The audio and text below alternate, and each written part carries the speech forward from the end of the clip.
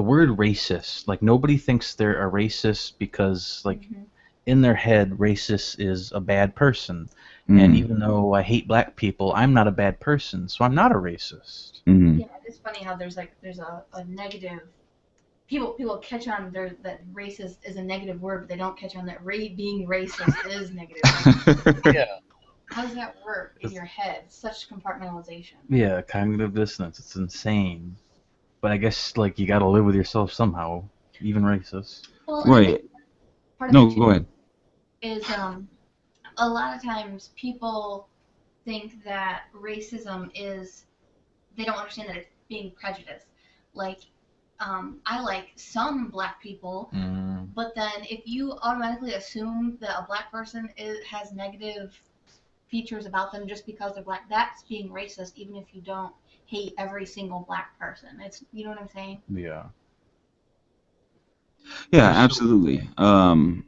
And I mean, everybody has it in them a little bit, but that's because either we've had parents who have done that or someone in our life who's just talked about it a little bit, and mm, it's rubbed off on us. I mean, I feel that I'm extremely tolerant of everybody. That's kind of an odd word to use there. Um, Accepting and open-minded to everything, and I don't try to hold prejudice against people. But there's always that small part of me that's going to be that way, and yeah.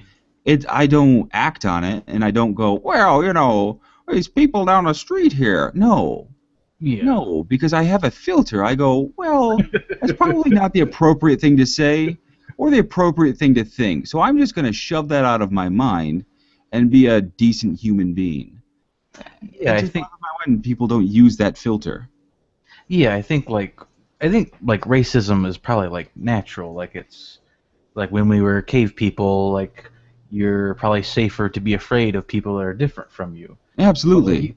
yeah, and it's like you said, like you just like it's probably natural for us to rape and kill each other too. It doesn't mean we should do it. We gotta fight sometimes our natural instincts.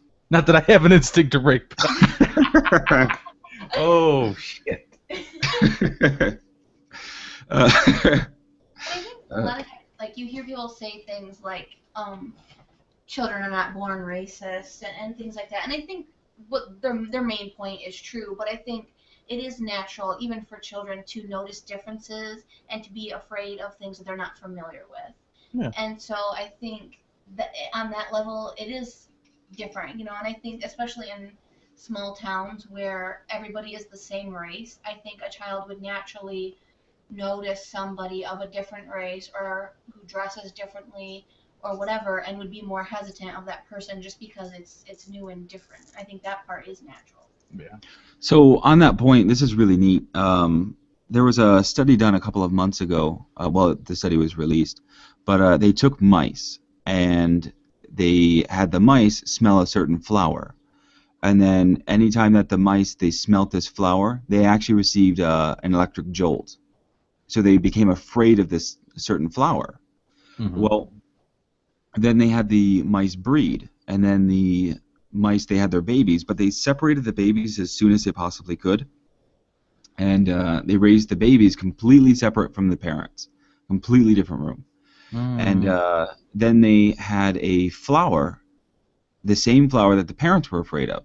Well, it turned out that all of the baby mice were actually afraid of that flower. So what it shows is that some fears can actually be genetic.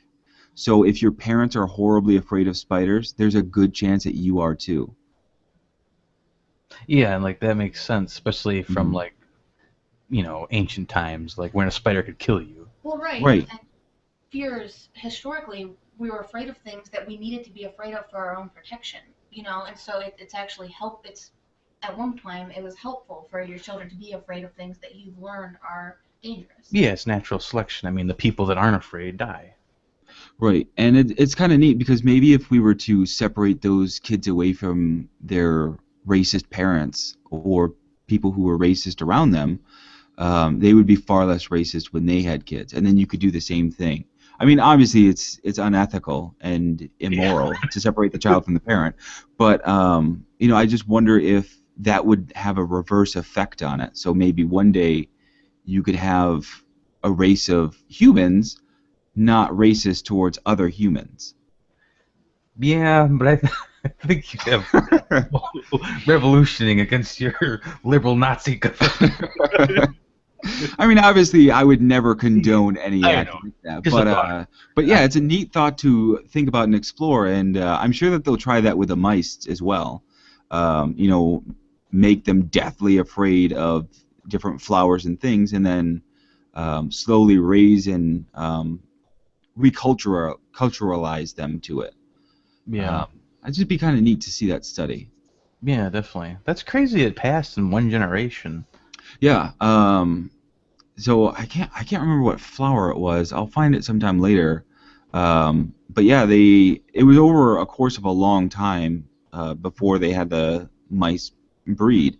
So it definitely got ingrained in them. But I guess the fear um, got into the DNA, so to say, because how else can you pass that fear on unless it's through the DNA? Oh, interesting. Yeah, because I guess we know that the baby mice can't communicate with the mothers at that point. So when we removed them as soon as possible, I mean, it's not like they could communicate or be taught that this flower is dangerous. So neat stuff.